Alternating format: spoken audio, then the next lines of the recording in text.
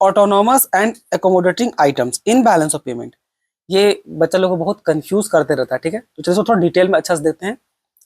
देखिए जितना भी बैलेंस ऑफ पेमेंट में ट्रांजेक्शन होता है ना, ये सारा एवरी इंटरनेशनल ट्रांजेक्शन, ये सारा ट्रांजेक्शन या तो आपका ऑटोनोमस में रिकॉर्ड होगा या तो फिर आपका एकोमोडेटिंग आइटम के तौर पे रिकॉर्ड होगा, दो ही तौर पे, या तो ऑटोनोमस या तो फिर एकोमोडेटिंग। अब ये दोनों होता क्या है, चलिए अब हम लोग ऑटोनोमस को देखते हैं।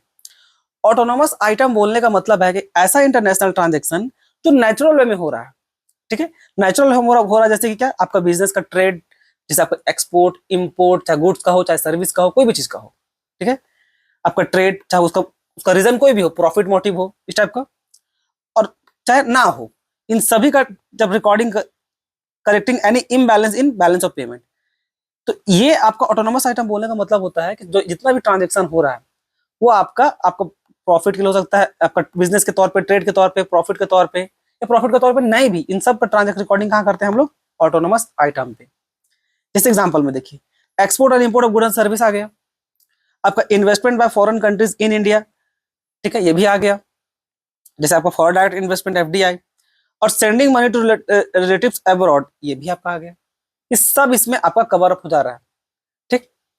की पॉइंट्स जैसे कि done for profits, trade and personal reason, ठीक है, यही सब है। अब they can occur in both current account and capital account. अब ये जो है आपका ऑटोनोमस आइटम, ये आप करंट अकाउंट का पार्ट भी हो सकता है, ये आपका कैपिटल अकाउंट का पार्ट हो सकता है, क्योंकि सारा रिकॉर्डिंग हो रहा है ना।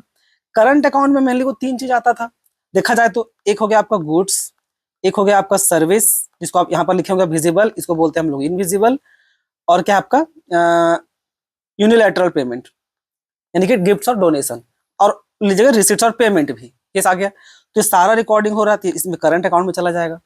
कैपिटल अकाउंट में केवल आपका कैपिटल से नेचर का रिलेटेड आइटम, जैसे क्या आपका इन्वेस्टमेंट, आपका प्रॉपर्टी से रिलेटेड आइटम, ये सब कहाँ आता है हम लोग का, कैपिटल में। तो क्योंकि ये जो ऑटोनोमस आइटम है ना, इसमें तो सारा रिकॉर्डिंग हो रहा है ना बच्चों, यहाँ पर देखिए साफ लिखा हुआ है, इसमें साफ यही लिखा हुआ है कि international transaction which take place naturally because of business, trade, profit motive और नॉट, सब कवर किया। ये और नॉट क्या, ये आपका और नॉट इट्स रिप्रेजेंट क्या है, यूनिलैटरल पेमेंट, ठीक है। जो केवल एक वन साइडेड गया है, उसका रिटर्न में कुछ नहीं आया, समथिंग रिटर्न कुछ नाम का चीज है ही नहीं वहां पर। बस यूनिलैटरल पेमेंट बोलने का मतलब, आई होप आपको क्लियर हो, यूनिलैटरल ट्रांसफर पेमेंट बोलने का मतलब होता है कि भाई आप दूसरा को जब कुछ भेजे हैं उसके बदले में कुछ आने वाला नहीं है, ठीक है।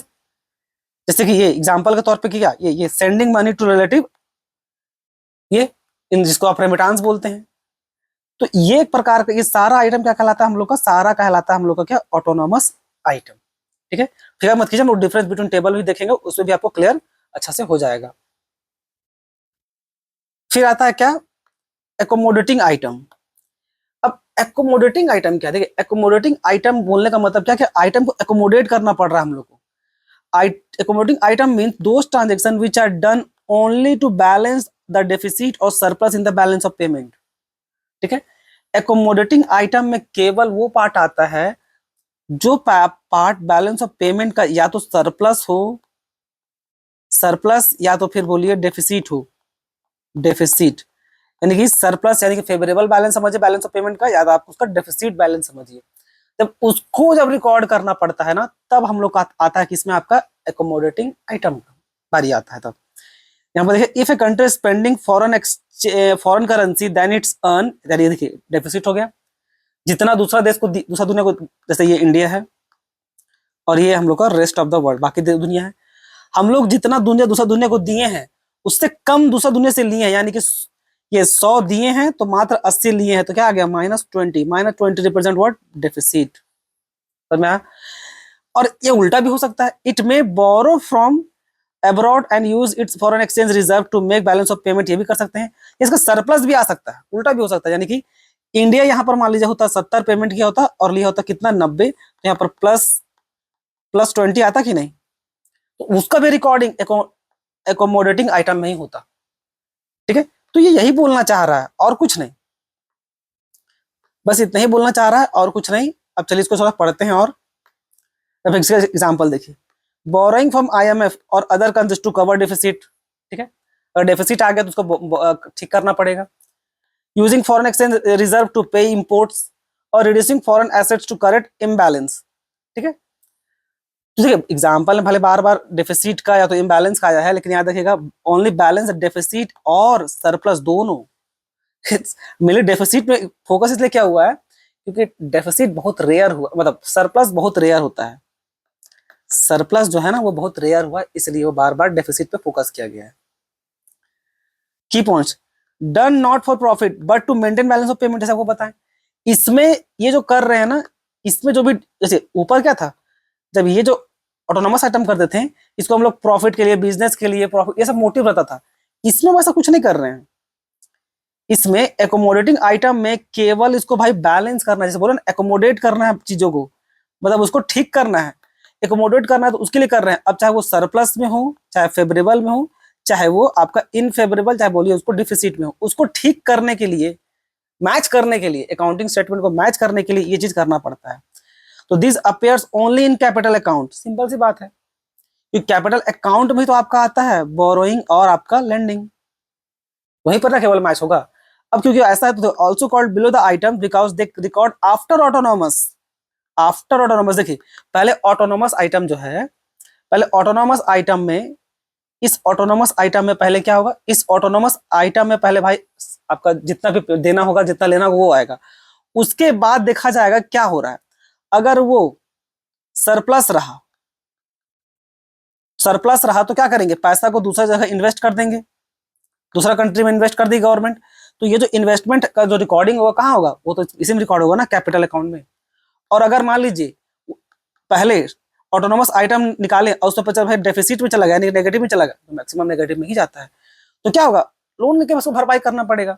तो लोन जब लीजिएगा वो कहाँ आएगा, वो भी तो आपका कैपिटल नेचर में ही आएगा ना। कहाँ गया, लिखा हुआ नहीं है ना, ये केवल कैपिटल में आएगा। तो ये था।